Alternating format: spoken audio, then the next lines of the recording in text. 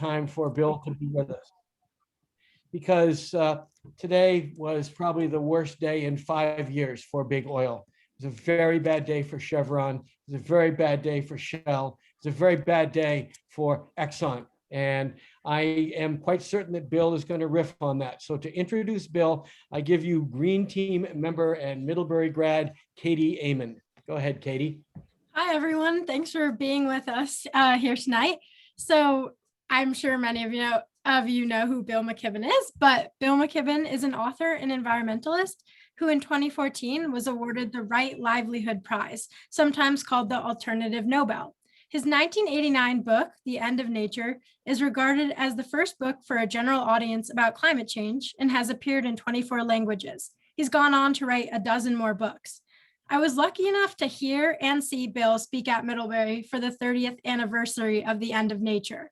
He showed us photos of all the places where he has helped lead climate strikes and activism. This was a powerful presentation to hear during my senior year in college and certainly inspired me to action on the climate crisis. Shortly thereafter, I actually read his book, Radio Free Vermont, which is an excellent blend of fiction and reality and pays homage to Vermont's town meeting day in the context of environmental and economic justice. Bill is a founder of 350.org, along with a group of Middlebury College students who came a few years before my time in Vermont. 350.org was born as the first planet-wide grassroots climate change movement, which has organized 20,000 rallies across the world in every country save North Korea, spearheaded the resistance to the Keystone Pipeline, and launched the fast-growing fossil fuel divestment movement. The Schumann Distinguished Scholar in Environmental Studies at Middlebury College and a Fellow of the American Academy of Arts and Sciences, he was the 2013 winner of the Gandhi Prize and the Thomas Merton Prize and holds honorary degrees from 18 colleges and universities.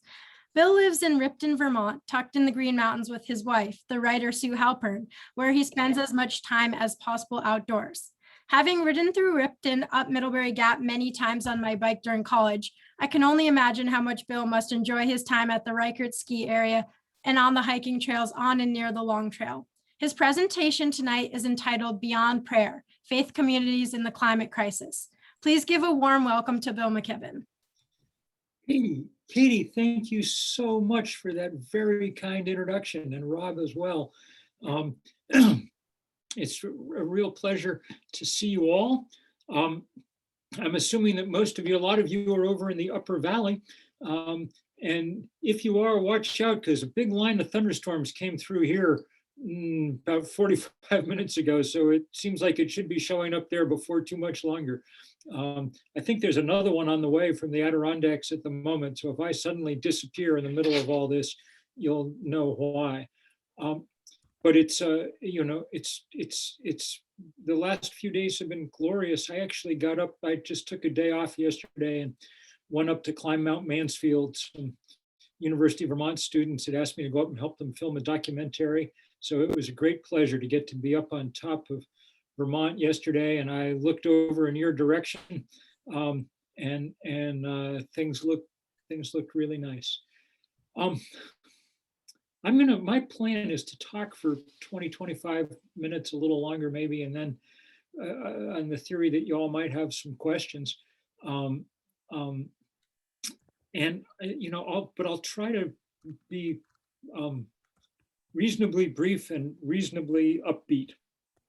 Let me just say that I can't be upbeat all the time, and I'll get the bad stuff out of the way at the beginning, which is just to say that the assault on creation reaches new heights all the time. We've just come through the hottest year that we've ever recorded on the planet. If 2020 hadn't been the year of the coronavirus, it would have been remembered as the year of the conflagration, because we had insane fires from Australia to Siberia to the West Coast to South America. We had more hurricanes and tropical storms than we've ever measured in a year. And all of it added up to remind us, among other things, what a remarkable assault we're launching not just on the physical integrity of the planet, but on the most vulnerable and poorest people anywhere. The iron law of climate change is that the less you did to cause it, the sooner and the harder you get hammered by it. And we really, we saw that in triplicate at the end of last autumn, at the end of that extraordinary hurricane season. The last two storms of the year, by then we were way into the Greek alphabet, so they were Eta and Iota, didn't actually hit the US. They're big storms, and they hit Central America. They hit the same spot in Nicaragua, about 10 miles apart, about 10 days apart. And then they expended most of their fury over Honduras and Guatemala. And the damage was extraordinary. We think the damage in Honduras was equivalent to about 40% of the country's GDP. So by contrast, the worst storm ever to hit the US, Katrina, did damage equivalent to about 1% of our GDP. So of course, a lot of people in Honduras and Guatemala are on the move now, coming north, because they don't have much choice. Their farms are covered with sand. The road they needed to get their produce to market, the bridge is out or the road is gone. What are you going to do? And when they get to the border, I am not sure what their legal argument exactly status will be, but their moral argument's a pretty strong one, because nobody in Honduras did a damn thing to cause the crisis that we find ourselves in. I mean, the amount of carbon emissions from countries like that is a rounding error. Whereas the 4% of us who live in the United States have put far more carbon into the atmosphere than any country on Earth. And even now that China is finally surpassing us on an annual basis, we're the per capita champions of all time, all of which is to say, we better figure out we better figure out something other than cages and fences and things going forward. The UN estimates that if we don't get climate change under control, we could see 100 million, could see 1 billion at the high estimate climate refugees in the course of this century. So for people whose faith demands that we welcome the stranger, that's a lot of welcoming. It would also be a good idea, and this is what I'll mostly talk about, to figure out how we keep the temperature from rising any more than it has to at this point. Try to limit the amount of damage that we're going to do. We're way past the point of stopping global warming. That's not on the menu anymore. But we may still be able to limit it to the point where it doesn't completely tear apart civilizations. That's more plausible than it was even a few years ago for two reasons. One, the scientists and engineers have done their job well, and the price of renewable energy dropped 90% in the last decade. Solar power and wind power are now the cheapest ways to generate power on the planet, and that's very good news. It means that if we wanted to move quickly here, we could move quickly. And since we desperately need to, that's the reason why it's, say, awfully important that we get Joe Biden's infrastructure bill passed as a kind of first step down this path. And why it's really important that we stop bitching and moaning about not wanting to look at windmills or solar panels or whatever it is, because we got to get this done and get it done fast. The other reason that it may be possible now is that people have spent the last 10 years, longer really, but it's come to a head over the last 10 years, building movements that finally are big enough to start to challenge the power of the fossil fuel industry. Katie talked about 350.org, which I helped found with some college students, and it was a first iteration of this kind of global climate campaigning. And it's certainly done its part, but the best news is that it's joined by so many others now. The Sunrise Movement for Young People, Extinction Rebellion, the Fridays for the Future, climate strikers, and by a ever more robust community of religious environmental thinkers. One of the things, not the main thing, but one of the things I've always worked on in the 30 some years that I've been working on this is trying to help build a faith-based environmental movement, because I thought it was important and it was important to me. 30 years ago, there wasn't such a thing. You know, in liberal churches, environmentalism was something that you got to once you'd taken care of hunger and poverty. And in conservative churches, environmentalism was, you know, a way station on the road to paganism. And so it was kind of out in the cold. But then people, remarkable people across different faiths, really began to go to work. And what a pleasure it's been to get to work with many of them, to the point where now this is one of the really important threads in this climate movement tapestry. And, you know, it exists at the grassroots level with wonderful, you know, wonderful heroes. I'll shout out in particular, since he's in your neighborhood now, sort of retired, but not exactly, Jim Antal, who was the conference minister for the UCC in Massachusetts forever and ever, and who I've had the pleasure of going to jail with a time or two, and is a great, great thinker on all of this. You know, right up the chain to Bartholomew, the patriarch of the Orthodox Church, who's been a great leader.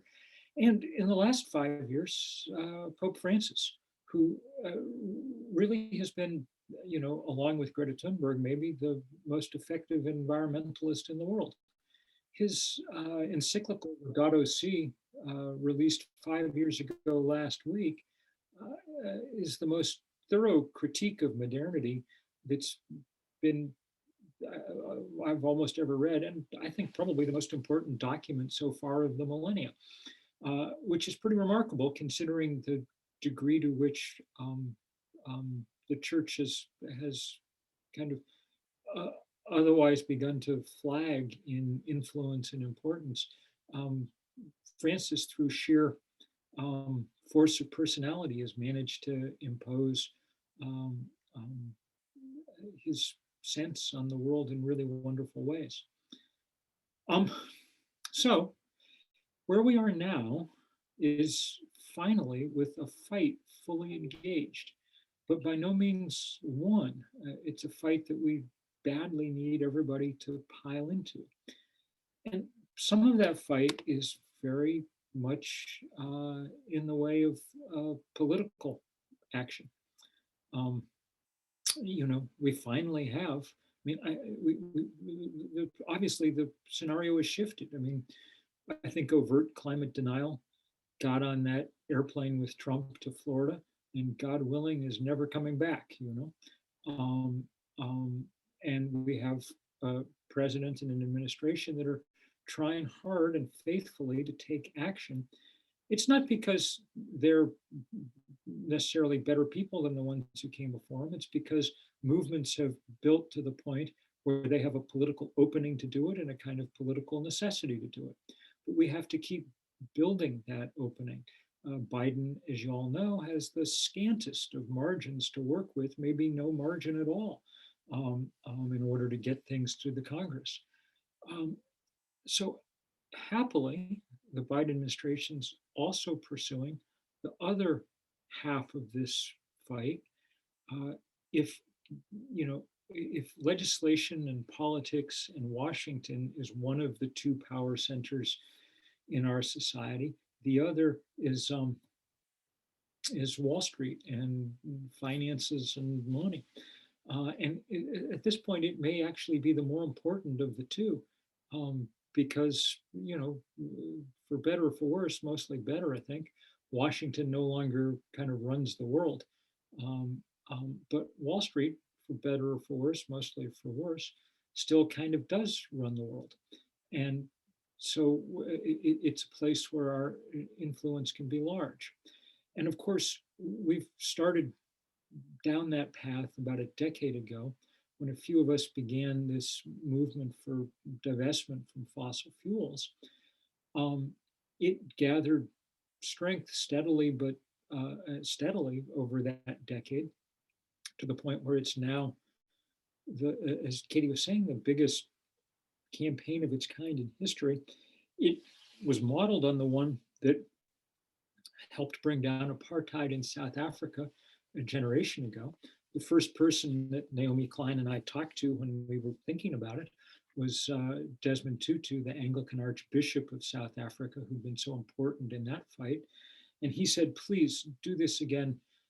Climate change is the human rights issue of our time, the way that apartheid was in the 1980s. And so we have, and it's reached about $15 trillion now in endowments and portfolios that have divested in part or in whole from fossil fuel, which is a lot, and enough to be enormously effective. Shell Oil said a year or so ago in its annual report that divestment became a material risk to its business, which is good because its business is a material risk to life on Earth, and so we've kept going. It's been educational institutions. Big shout out to Middlebury. I'm sad to report that Dartmouth has not yet decided to join in this effort. I don't know why, since Brown and Cornell and Amherst and Smith and Wellesley and so many of its peers have taken this up. Also Oxford and Cambridge, also the University of California system, the biggest educational system in the world, on and on and on and on. And there have been plenty of governments and things that have been involved as well, the New York State and New York City pension funds. It's a continuing source of sadness to me that Vermont's state pension fund has yet to divest from fossil fuel. It's especially weird that people don't divest because not only is it the moral thing to do, it also has turned out to be the obvious financially prudent thing to do. The fossil fuel industry has underperformed the whole rest of the economy. So people who did divest made out like bandits, even though that wasn't really the point. But there have been a huge number of religious institutions that have done so too. And the UCC was very early on in this work, and a great number of others, the Episcopalians and Lutherans and the Unitarians and on and on and on. And we're very, very, very grateful for that. There's more all the time. I did a great webinar with people from all 6 continents, I think, on Monday or on Friday, with Catholic institutions around the world that were continuing to divest, dozens and dozens and dozens now every year joining in, because the Pope has said this is what you should be doing. In fact, in the last year, both the Pope and Queen Elizabeth have come out strongly for divestment. So I don't really know who else we're supposed to get on board. The thing is morphed in the last, maybe Beyonce, I don't know. The thing is morphed in the last couple of years now to also include a strong focus on the banks and asset managers and insurance companies that fund the fossil fuel industry. We've all set up this thing called Stop the Money Pipeline to go after these guys. My last trip out before the pandemic was Washington to get arrested in the lobby of the Chase Bank nearest the nation's capital, because JP Morgan Chase is the single biggest financier of the fossil fuel industry on the planet. I mean, they've given them $250 billion since we signed the Paris Climate Accords. And the good news is that we can see the pressure on all these guys starting to pay off. Today really was a remarkable day in the history of the fight around climate change. Early this morning on our time, a Dutch court ruled that Shell Oil had a legal obligation to cut its emissions 45% in the next 10 years. Shell is appealing, but if that ruling stands, it's the most, I mean, and they cited their justification was human rights law, international human rights law, to which the Dutch are a signatory, um, that, that basically saying that this is destroying the lives of people around the world and those who are coming after us. And 45% by 2030 is precisely what the world's climate scientists have told us we need to cut if we have any hope of meeting the targets that we supposedly signed up for in Paris 6 years ago. A few hours after that, Chevron's annual meeting, the investors voted 61%, which is a landslide majority in these kind of things, to overrule the company and begin the process of forcing Chevron to cut emissions from its products. And an hour after that, in sort of even more dramatic development at the Exxon annual meeting, a group of activist investors who own about 0.2% of the stock of Exxon had put forward a slate of 4 candidates for the board on the grounds that these were business people who actually would care about climate change and begin the process of transitioning Exxon in the direction of at least some kind of mild semi-responsibility of some kind. Exxon disdained their nominations, worked hard against them, but it started to become clear over the course of the last few days that they had a real chance. And today, as the voting was going on, first Exxon adjourned the meeting for an hour to try and go whip votes among shareholders. Apparently they were on the phone with people all over America urging them to cast their votes. And then when that delaying tactic didn't yield quite enough time, there was the kind of ludicrous picture of the CEO sort of filibustering. People would ask him questions from the floor of the meeting, and he would just talk on and on and on about almost nothing in an effort to give his troops more time. Well, they failed, and 2 of these dissident directors were elected to the 12-member board, and it's a repudiation in really dramatic fashion of the way that they've been conducting their business.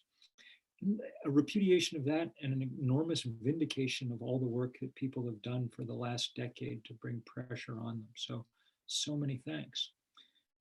All of this is to say, not that we're winning, because we're not, but that we're in a race now and that we have a chance to make that race real. The time frame is so short, though, that it's going to take everything that we've got. We're not used to dealing with time-limited problems as human beings. We're used to problems that last forever, and we take little bites out of. I mean, I've been around this country for a number of decades, and we've been talking about expanding access to healthcare that entire time, and we're doing it very, very slowly, which is a great sin, because a lot of people get sick and a lot of people go bankrupt, and it's terrible. But when we finally decide to join every other country in the industrialized world in doing in this case, in doing what's obviously the Christian thing, among other things, in providing healthcare for people, it won't have made it harder that we waited all this time. It won't have become structurally more difficult to do that. Climate change, sadly, isn't like that. It's a timed test, and if we don't get it right very soon, then we'll never get it right. Nobody has a plan for how you refreeze the Arctic once it's melted. The Gulf Stream has already reduced its flow about 15% because of all the fresh water that's pouring off Greenland. There's not some recipe for restarting the Gulf Stream as it slows down. A way to think about that sort of timed nature of it is to remember something, a kind of quote from great minister of the New England tradition, Congregationalist Theodore Parker in Massachusetts, who was a great abolitionist in the 19th century. Um, and in fact, he may have been a Congregationalist turned Unitarian, so we may get two for one here. He said something that became one of Martin Luther King's very favorite quotes: "The arc of the moral universe is long, but it bends toward justice," which means, I think, this may take a while, but we're going to win, which is a very comforting thought. But it's not one in this particular case we get to share, because the arc of the physical universe is short and it bends toward heat. And if we don't do this soon, we don't do it. So now is the moment to act. And the question about how to act is very profound. We default often as good-hearted people to thinking about what we should be doing in our own lives. And that's not exactly wrong. Like, I'm proud of the fact that I've got solar panels on the roof, and they're connected to an electric car, and on and on and on. But I don't try to fool myself that that's actually how we're going to deal with where we are now. We've waited way too long to make the climate math work, one Tesla at a time, one vegan dinner at a time. The most important thing an individual can do at this point is be less of an individual and join together with others in movements large enough to push for real political and economic change at the national level and the state level, and get things done with enough leverage that allows us to begin to close this gap with the physics of climate change. And that's why it's so good to see more and more congregations of all kinds engaged in that kind of work. The pushier and more aggressive, the better at this point, in a lot of ways, because we really have to move and move fast. That doesn't mean that we give up on talking with people and bringing them on board and understanding how to do that. And truthfully, that's getting easier and easier and easier as time goes on. Each flood, each firestorm makes it clearer the message that creation is sending us. And the polling seems to indicate that by this point, most Americans are more or less on board with the idea that we really have to do something. And more all the time. The most important piece of climate persuasion of the year came 10 days ago, when Ford launched this F-150 electric pickup truck. Because I'm telling you, I've lived my whole life in rural America. There are a lot of people who saw that ad and said, "Oh, that thing looks pretty good.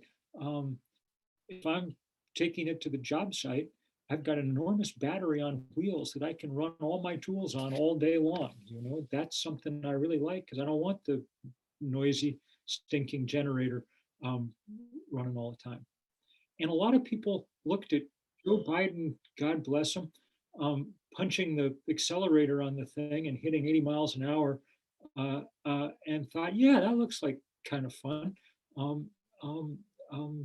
So there's some real possibilities for bringing lots and lots and lots of people on board.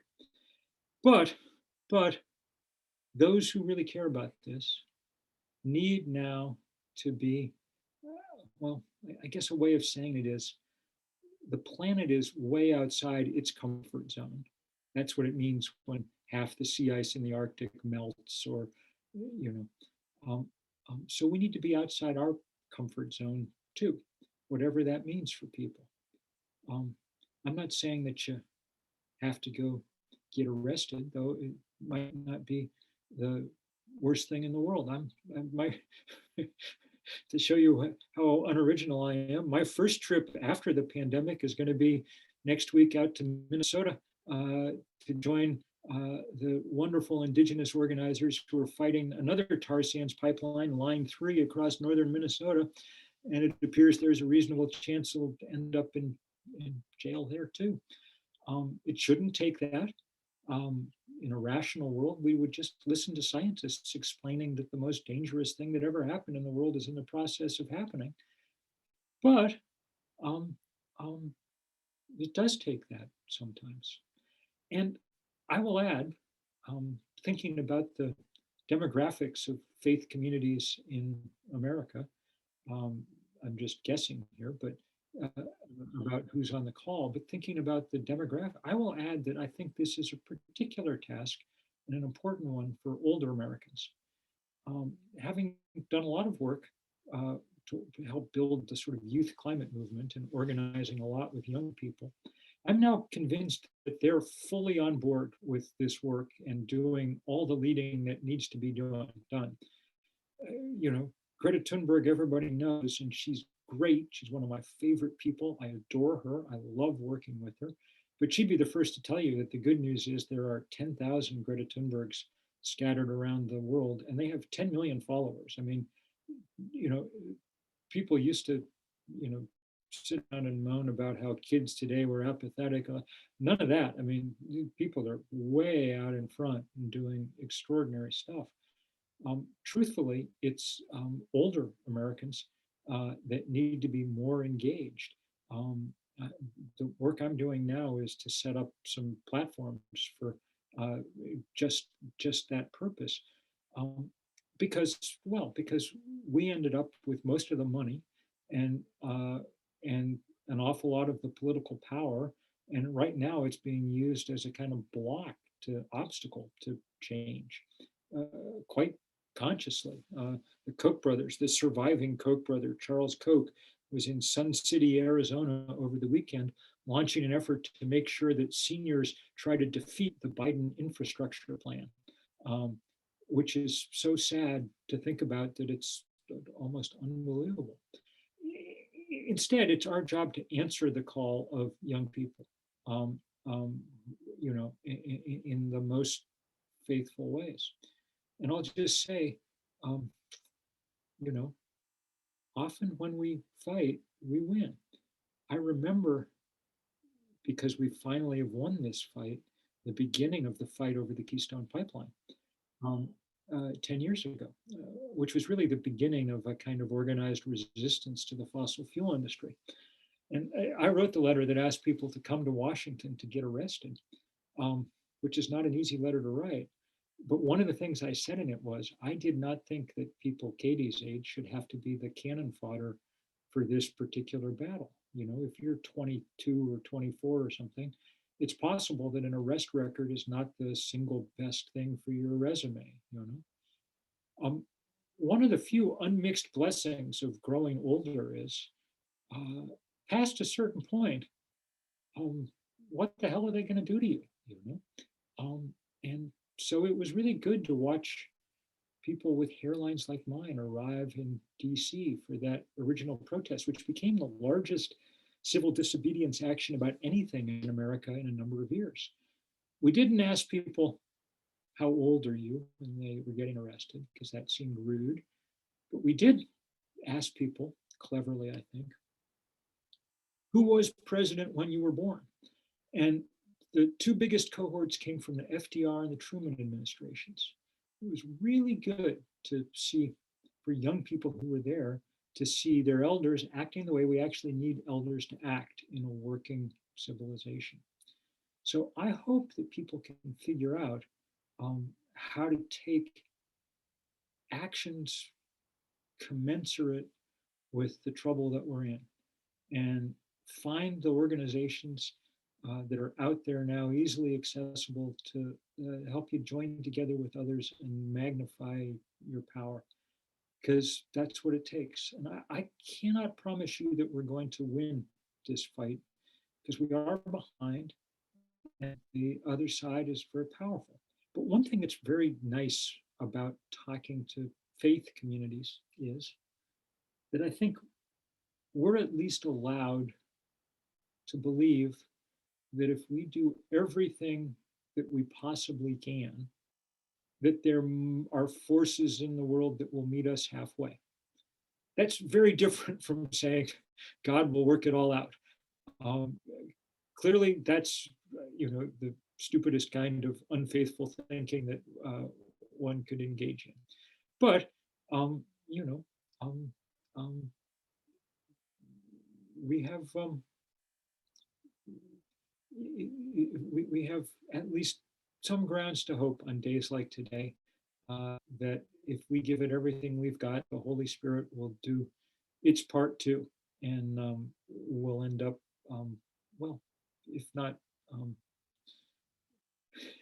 well, we won't end up where we're headed at the moment, which, if it isn't hell, is someplace with a similar temperature. Um, so uh, that's the hope, and I'm just very, very grateful to everybody who's worked hard on this already and who will work hard on it going forward. It clearly is the challenge, the physical challenge and the justice challenge of our moment on Earth. And 10 years will tell the story in a lot of ways. So there we are. Thank you. Thank you, Bill. That was excellent. I'm sure we all really enjoyed that. And I can invite you guys now to ask your questions in the chat. And we already have a few questions, so I'll just start off right away with the question from Diana that I really liked, which was, how do we engage, inspire, and motivate people who feel so overwhelmed by climate change that they don't want to think about it or act on it? Diana, it's a really good question. And there's a kind of climate anxiety that can be very enervating and difficult for people. And the place I think it's rooted in is the intuition that global warming is so huge and we're so small that it's pointless for us to even try. And as I was saying earlier, there's a sense in which that intuition is correct. As individuals, we really are not going to be able to deflect the trajectory of physics and chemistry here. But it's why we've done organizing sort of from the beginning in a deep effort to build a sense of agency for people. When we began, there were very few of us, and it was really important to try and make people feel as if they were part of something big and powerful. The first day of the sort of global climate movement was a day in 2009 that we organized at 350.org, and we managed to simultaneously organize 5,200 demonstrations in 181 countries. They were small, most of them, 100 people here, 100 people there. But we took pictures, we had people upload pictures immediately to Flickr so we could, this was really before Facebook and Twitter, so we could see them. And we took those pictures and we projected them up on these giant screens at the end of Times Square. We rented out the signs that they usually have whiskey ads and things on. And then, we took pictures of those pictures of people 30 foot tall, and we sent them back to Peru and the Congo and Bangladesh and North Dakota and wherever it was, and said, look, you're like literally a big part of something big. And so the thing began to grow and snowball, and people began to see that they could have an effect. And always it's about that aggregation, like divesting Dartmouth's endowment from fossil fuels by itself will do nothing to slow down climate change. But aggregating it with every other endowment that we can think of has turned out to be one of the most successful tactics that we've found. And so it allows people working on one campus to understand that they're a big part of something meaningful and have that sense of agency of really adding up. So to me, that's the most important way to kind of engage and inspire and motivate people, Diana. It's just the right question.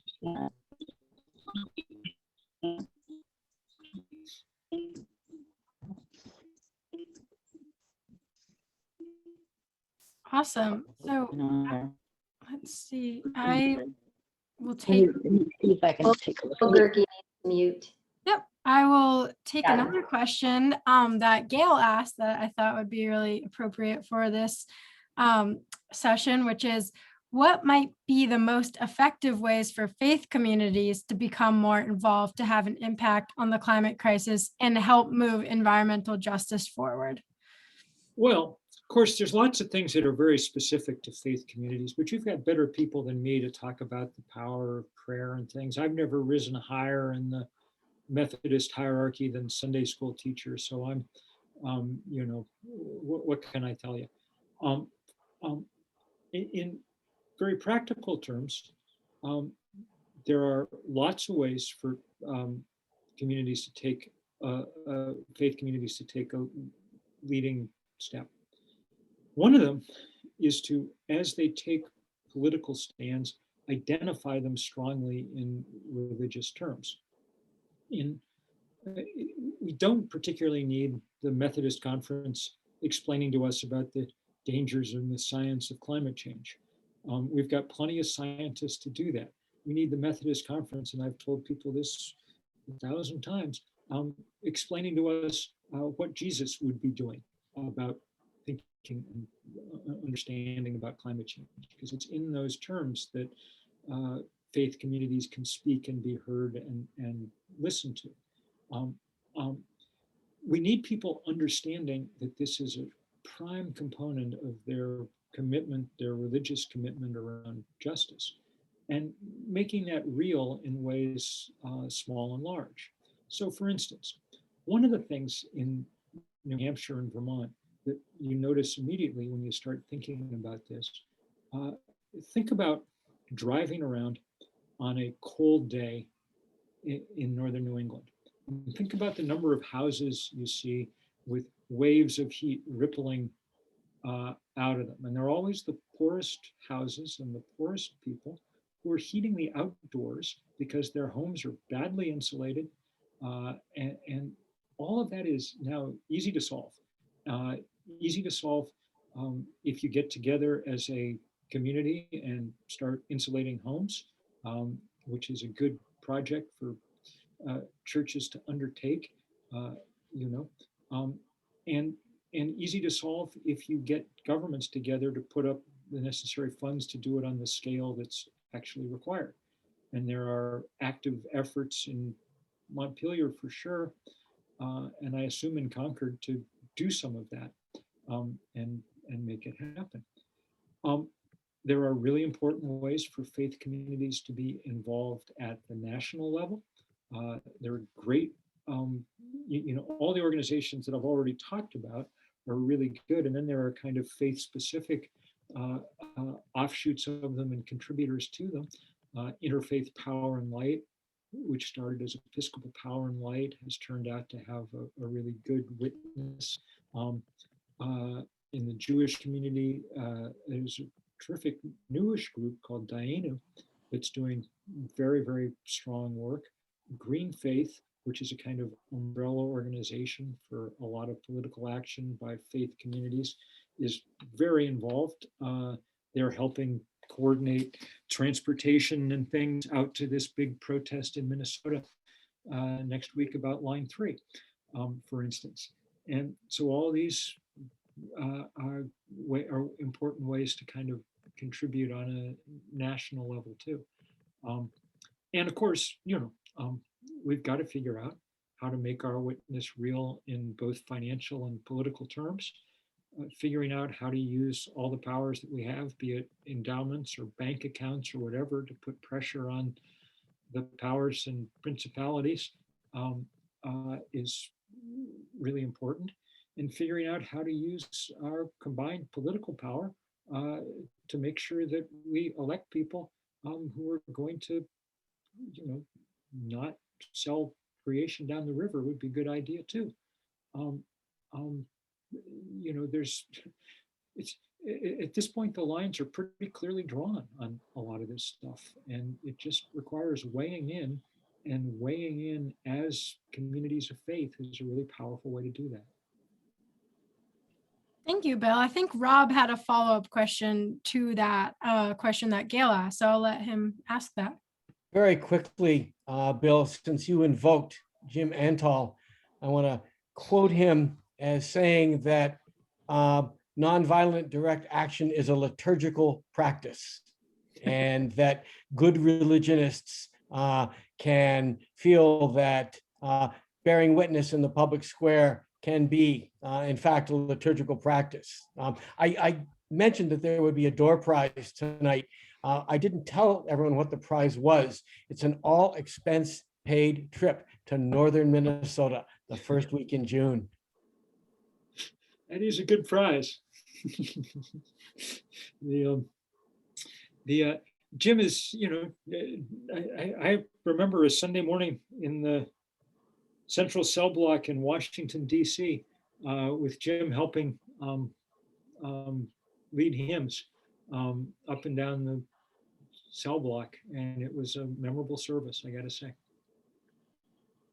Great. So I'll ask another question. This one's tricky, but could you speak to us about the impact of mining minerals for batteries in our rush to move to electric cars, and also what you might think about public transportation more generally in the US? So first of all, mining lithium and cobalt and rare earth minerals and stuff is almost as dirty as mining fossil fuels. I suppose the good news is you need a lot less of it than you do fossil fuels. You mine it once, you put it in a battery, and then you fill it up with the sun, instead of having to have the constant throughput of fossil fuel. But still, that's no excuse for doing it badly. At the moment, a lot of it comes from places where it is done badly, and we need to pressure as best we can along that supply chain to change that. It's not okay to have batteries that get made with forced labor or whatever.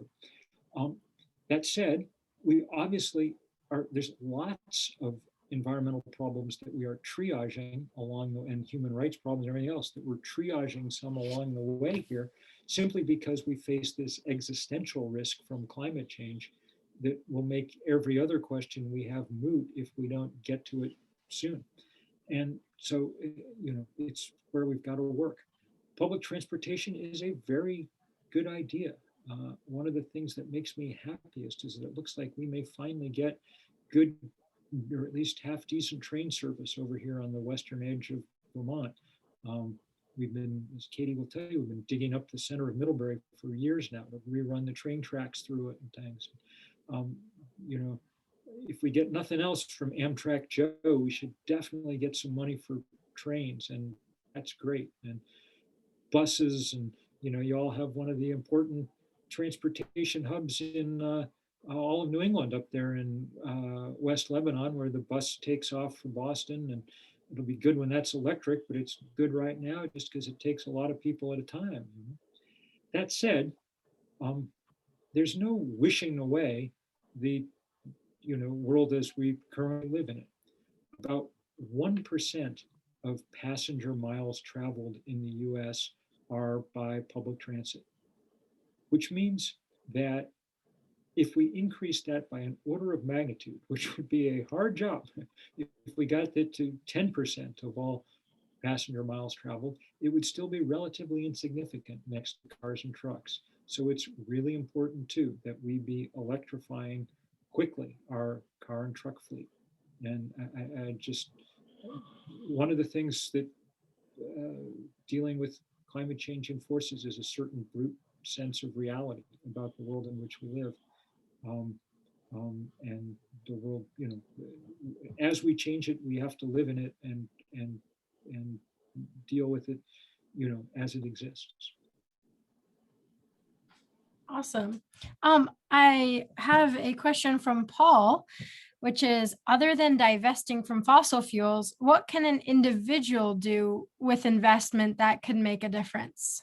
Well, again, it's best to do all these things in conjunction with other people, because, if you cut up your Chase credit card, which is a good idea, it's possible that Chase might not notice, because they have like 200 million credit cards. But if you cut it up with 50 other people, Your Jane Fonda, they'll notice. if you cut it up with 50 other people at a church service and put them all in the offering plate and pass it around and make sure that the reporter from the Valley News is there to take a picture of it, then Chase will notice, and there'll be a memo on someone's desk the next morning, and they'll start to worry just a little bit. And if you get the whole conference to do it, then they'll really start to fret, you know. So you know, those who have accounts and retirement accounts and brokerage accounts and stuff, well, make sure you tell your broker, A, I don't want to be invested in this stuff, and B, you should tell your superiors that there's a lot of us who don't think it's okay. We're with all those people who are camped out outside your offices or, you know, making trouble for you. We think they're right. So pass the word up the line. Great. I actually have a question. And so when I took an environmental policy class at Middlebury with Professor Kleiza, and he used to talk about how the environmental movement is, you know, there's a lot of upper/middle class, a lot of white people. Can you talk a little bit about how we maybe diversify the movement and think about that in the context of environmental justice?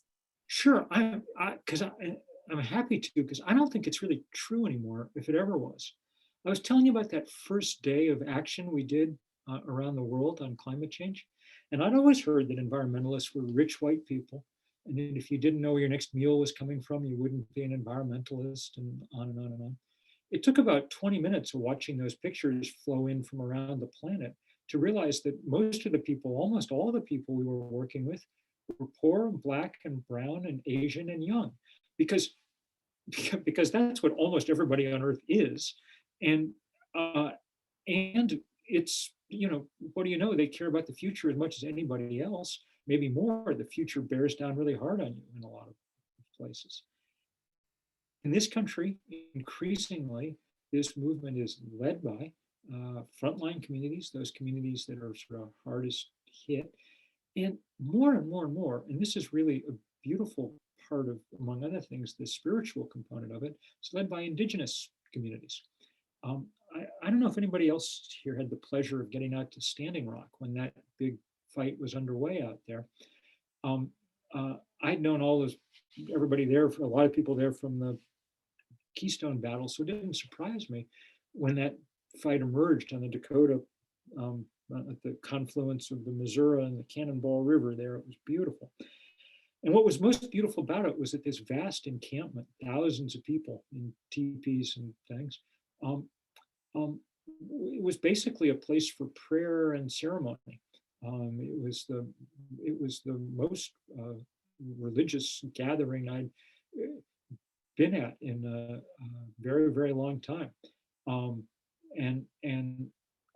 I think it's really important that people understand that we're at kind of significant moment where the oldest wisdom traditions on the planet, indigenous wisdom traditions, are lining up pretty powerfully with the newest wisdom traditions. The view from the satellite and the supercomputer and the view from the sweat lodge are, you know, in fairly close agreement. And what they're in agreement about is that everybody else's view, the kind of idea that the world's just going to keep getting richer and whatever, is nonsense, and that we better start thinking about other things. So I find that one of the great pleasures of working in this movement, and just, you know, always trying to give voice to everybody. I do this weekly newsletter for the New Yorker, the free, so your risk is low. And this week should be out in the next 45 minutes or so, with the news about all today's activities. But every week I interview somebody in it, and every week I interview somebody who's not a white guy, just in an effort to keep trying to highlight as much as possible the real diversity. And it's not hard at all. There's a surplus of people who fit that description and are doing leadership work.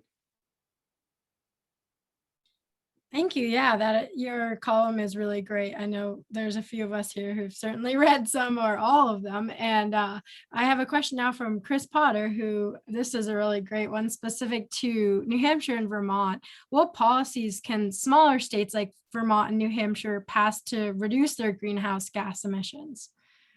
Well, I mean, first of all, the easy stuff is things like divest from fossil fuels, get the state pension funds out of them. And why Vermont hasn't done this infuriates me no end. Um, um, so one of the things that is definitely important to work on in Vermont is the extension of the work that Efficiency Vermont does around electricity to home heating and to transportation.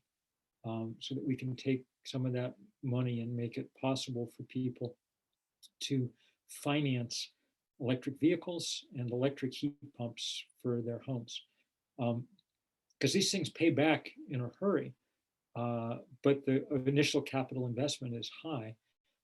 So, it's important to set up that kind of revolving fund that's allowed us to make a lot of progress on electricity.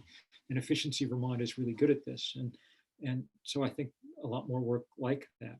I mean, some of this stuff's just obvious. We need a lot more electric vehicle chargers. And because electric vehicles are building out fast, it's in everyone's interest to get them there, including people who want tourists coming up from Massachusetts. I just wrote a piece in the New Yorker about driving from Vermont to my mother's home outside Boston for her 90th birthday and 2 weeks ago, and basically barely making it because there's not a good EV charging system for longer trips yet set up. And that's easy to do, and we should be doing it. Awesome. Someone wants to know, Catherine, how can younger kids who are passionate about climate change but don't want to get arrested yet best fight climate change? Well, younger kids are doing an amazing job. As I was saying before, they're at the center of things. I spent much of September writing college recommendations for people who I think of as close colleagues in this work, and there just happen to be 16 and 17. If you got younger kids, involve them in Fridays for the Future and the climate strike movement. These guys are great. It began with Greta, but it has spread far and wide. And it's a great network of people who enjoy each other and learn a lot and are really, really effective. We had a question a little bit towards the beginning from Joe, which is, what are your thoughts on if there was a reduction in tax for people who have to see the solar panels and or wind turbines? Like, I know the visuals aren't maybe favorable to everyone. Maybe you can talk about that a little bit. Well, some kind of view shed tax. That's an interesting idea. I think more likely, what's probably more important is to keep working on ways to make sure that it's possible for various communities to reap the financial rewards of renewable power. One of the things that really made Germany become the world leader in solar power was not the climate. I mean, no one's ever taken a beach vacation in Germany ever, It's the fact that they set up this law, the Energiewende, with what they call the Feed-In Tariff. And it was set up particularly to allow community groups, and many of them were churches, to set up medium scale projects of solar power, wind turbines, things, and then get a good price for the electricity as they fed it into the grid. And so there are a lot of churches and things with a real stake in the politics of all this. And we should continue to do that. Too much of it, as always in America, we default to just having rich people do things and letting them get all the benefits and stuff. And it'd be a lot smarter to be figuring out, and there are ways to do this in state law, and both, at least Vermont's working on it, to make it easy for people to invest in common and to own things in common. But I will just say, my patience with people who don't like to look at solar panels is fairly thin at this point. We really need a kind of slightly new aesthetic to fit the moment that we're in. And so we really should look up at the wind turbine on the ridge and think, there's the breeze made visible, it's kind of nice. Yeah, there's a question from Zara Reeves about Bill Muma, and I've heard him talk actually, and what your thoughts are on his proforestation, and just maybe a little bit about what you think Vermont's direction should be with old growth forests. Yeah, well, if only we had some old growth forest left in Vermont. But with forest in general, um, what we need badly to do is keep them standing, and the older the better. What Bill Muma at Tufts, and he lives in Williamstown, Massachusetts, has done over the last few years is a lot of interesting science to indicate that trees sequester even more carbon as they age.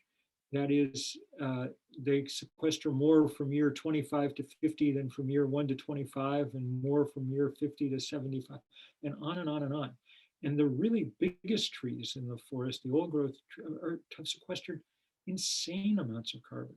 And it makes it, friends of mine are off in getting arrested today in British Columbia, trying to stop old growth clear cuts on Vancouver Island.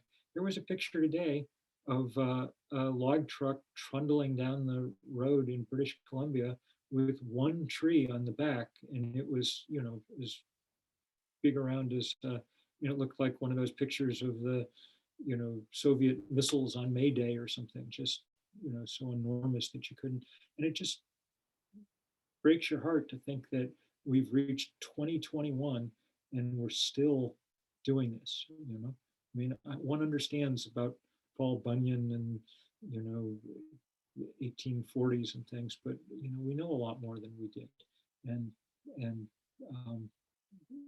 it's crazy. It's especially crazy, it turns out, to cut down trees and burn them for electricity. This turns out to be just the worst possible idea in terms of carbon emissions, because you get this huge pulse of carbon. They're very inefficient right now, right at the moment that it's breaking the back of the climate system. And it really makes no difference that maybe the forest will regrow in 75 years and suck up that carbon again.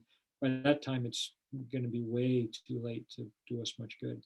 But increasingly, there are people trying to make money doing just that.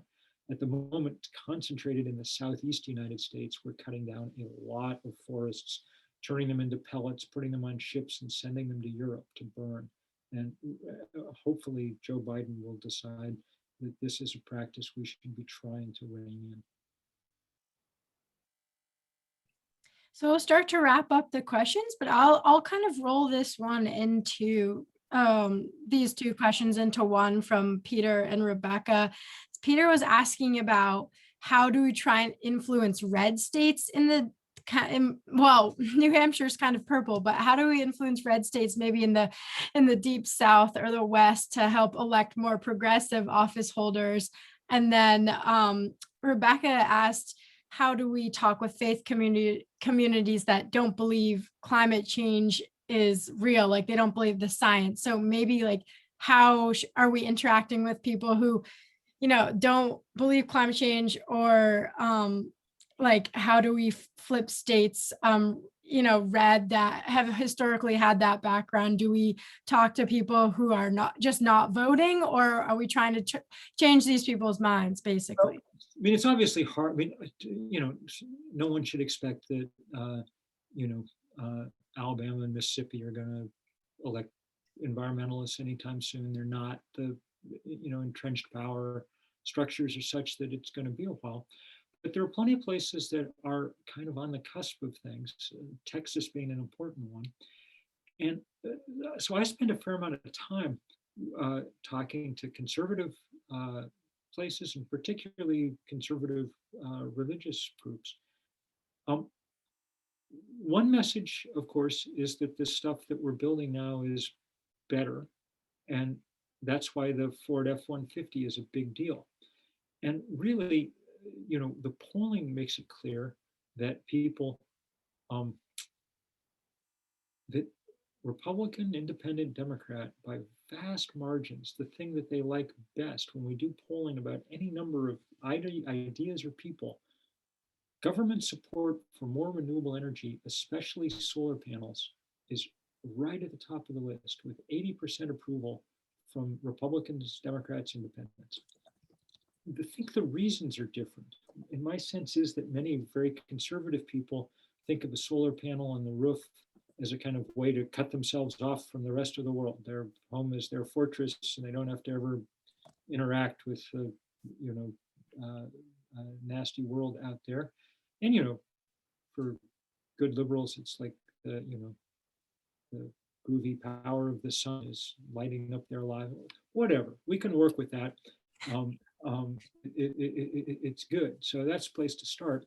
With religious groups, one of the things I've found really interesting, I remember being down at New Orleans Baptist Theological Seminary, which is, I think, the second biggest seminary in the Southern Baptist Convention. And I had 2,000 or 3,000 Baptist preachers there for the weekend. We were talking.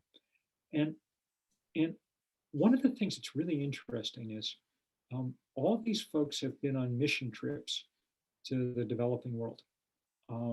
And so they all understand that there are vast swaths of the planet where they're never going to get connected to the grid as we know it now. And they're excited about the fact that increasingly people in Africa and Asia and remote parts of Latin America and stuff have access to power finally because we've gotten cheap renewable energy. And it's incredibly exciting to be in places that have, we get a solar panel, it's great, but it doesn't really change your life because you had power to begin with. But, I've been in places in Africa, in Ghana and Ivory Coast. I mean, I remember sitting with elders in this village a few days after they built a solar farm on the edge of town, and little one, 40 panels, and ran rudimentary wiring to everybody's hut. And these old guys kept passing me bottles of water to drink as we were sitting there, and which I was grateful. It was hot as can be. And if you're used to Ripton, you get hot easily. But it took me like 15 minutes to figure out why they were so proud of it until the day before. There'd never been a refrigerator there. There'd never been anything cold in this place at all, And when you realize that, you realize this stuff is, it's nothing short of a miracle. You point a sheet of glass at the sun and out the back comes most of modernity. That's Hogwarts scale magic, and in a world that was a little kinder, we'd be spending all our time figuring out how to spread A, vaccines, and B, solar panels to every corner of the planet and at the same time, because they're the same kind of miracles. Thank you for that, Bill. Yeah, I think there is actually a fair bit of common ground on the climate issue. I know younger Republicans are actually pretty keen to work on this issue. So like you were saying, there is good public opinion on moving forward on the climate crisis. So thank you so much for taking all of our questions, and I'll turn it over to Rob for the close. It's going to be a fairly fast close because I want to honor our 8:15 deadline, and we'll meet again like this very soon, because one of the things that we've learned from the pandemic is it's easier to pry you out of your house when you're doing it by Zoom. We're grateful, so grateful for your presence here tonight, and it's been very exciting to see what a breadth of turnout we've had tonight.